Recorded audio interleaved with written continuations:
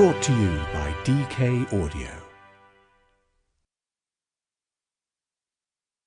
DK Audio presents Still Beautiful, written and read by Katie Piper. To all those who have empowered me, there are so many of you. I try to pay it back by paying it forward. And to each person reading this book, may it help you to find healing and discover the untapped power within. Introduction. When I turned 24, I felt invincible. Petite, pretty, blonde, I was bursting with energy and doing everything I could to make it as a model and presenter. I'd been signed by a model agency and worked hard to stay slim so I could keep getting booked for shoots wearing tiny bikinis for lads mags that were so popular at the time. There had been some TV work too, mostly presenting on shopping channels or hosting quiz shows on satellite channels. But I knew that this was just the beginning. I was determined to do everything I could to make it, to go as far as possible. As my background was in beauty therapy, I knew how to make the most of my assets. The flat chest that had made me self-conscious as a teenager was taken care of with a credit card and an operation, boosting my confidence. I was too young to question the narrative I'd been fed, and I traded on my looks, living recklessly and unaware of my own mortality. I smoked, I drank. I didn't think about my diet beyond what would keep me slim. Words like aging and disability had no place in my world. At this point, I'd left behind the small town where I'd grown up and was living in a rented flat in North London with a group of friends. It was sparsely furnished, but we were incredibly house-proud. I loved the independence it represented, even if it did leave my bank account depleted at the end of each month. 3 or 4 nights a week, my flatmates and I would spend hours getting ready over multiple bottles of wine, then head out to the exclusive clubs. Our modelling agency put us on the club's guest lists. Inside, rich men paid for the tables and endless bottles of champagne, hoping to impress the prettiest girls. When I was in a relationship and spent the night with a boyfriend, I would wake up early and sneak into the bathroom so I could brush my teeth, wash my face, and quickly put on a bit of makeup and perfume, and then head back to bed pretending to be asleep. Women on the TV programs I watched always woke up looking beautiful, so I thought it was expected that I should look good at all times. Back then, I worried about the smallest things. I had no way of knowing that my life was soon going to change forever. A few months later, outside my flat in broad daylight, the act of one man flinging acid at me left me fighting for my life and needing me to be put into an induced coma.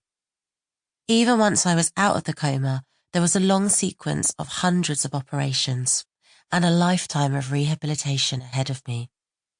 Those few seconds outside my flat that day split my life into before and after. My youth, my beauty, the 2 things I'd built my life around were gone. I had also come close to death, not for the last time, but more on that later. When I turned 40, people started asking me how I felt about this milestone. The clear implication was that I would feel sad or even horrified.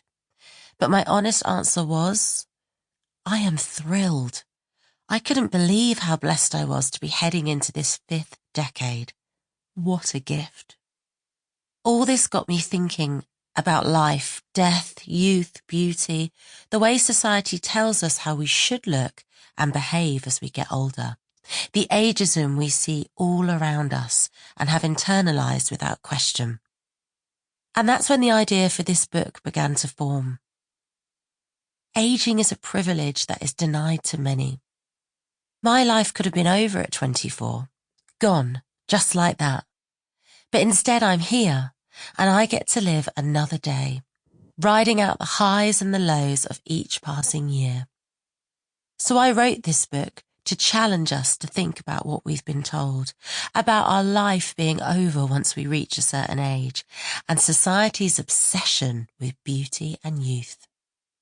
The acid attack meant I had to learn in the most brutal way possible that I am more than what I look like on the surface. But we are all so much more than our age or our looks, And that's what excites me. The power we have when we refuse to be sidelined just because we've passed a milestone birthday. The peace we find when we stop pretending that we're not aging and accept it in all its glory. The joy we feel when we let go of what society thinks about us and finally live in how we want to live. But let me be honest from the start. I'm not saying that I have all the answers.